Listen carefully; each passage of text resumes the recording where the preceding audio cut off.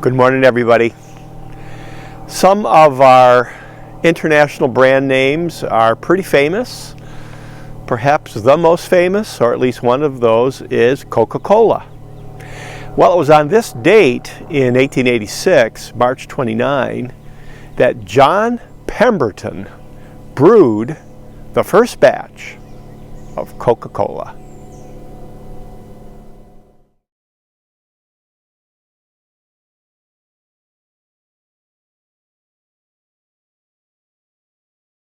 This is the seed capsule of a poppy plant. And you'll notice that this seed capsule's been cut and there's a liquid coming out of it. That liquid is like a resin, kind of sticky like from a pine tree. And when it's dried, it's called opium. So opium is the dried resin of a seed capsule of a poppy plant. And from opium comes morphine, the mother of all painkillers, I guess. And morphine was first isolated in the 1800s, early 1800s. By 1820, you could buy it. And then in the 1850s, when the hypodermic syringe came out, it became very common for pain relief. But they didn't know what we know, is that it's addictive. And it is related to heroin in that they have a similar chemical structure. Heroin is basically morphine that's concentrated, but they are connected, and you can see why people would get concerned about addiction eventually. Now, this is the coca plant with the coca leaf. Here you see the coca berry, and this is where cocaine comes from. But coca as a plant was known to the ancient peoples. When the conquistadors came to Peru, for instance, they noticed that the Incas were doing stuff with extracts of the coca leaf. And this is what Coca-Cola is going to use, not cocaine per se, but things from the coca leaf. Well, during the Civil War, medicine was quite crude, particularly the understanding of infection. They didn't understand sepsis like we do.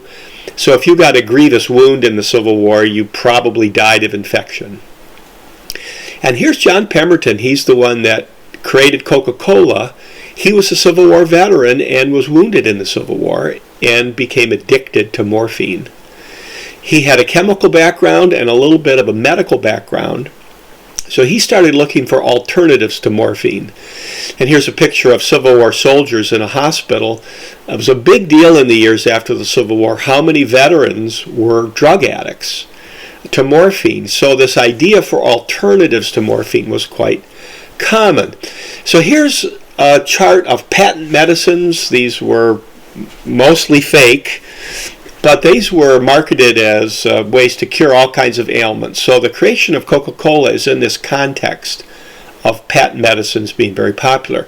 So you'll note this ad for Pemberton's tonic French wine Coca.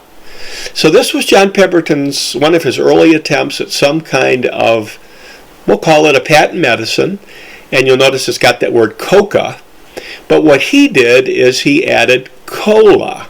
So these are cola nuts. They come from West Africa, and they have a lot of caffeine in them.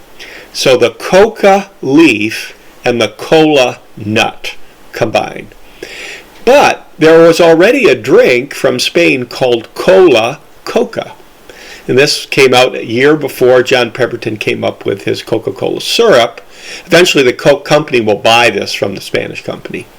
So here we have a soda fountain. You see Coca-Cola on the wall, and people were really fascinated by carbonated beverage. They thought that fizzy water had a health benefit. So you combine this all together and you get fizzy Coca-Cola.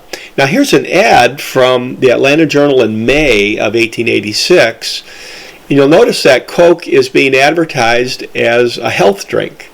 It helps you if you're tired. And this was really popular.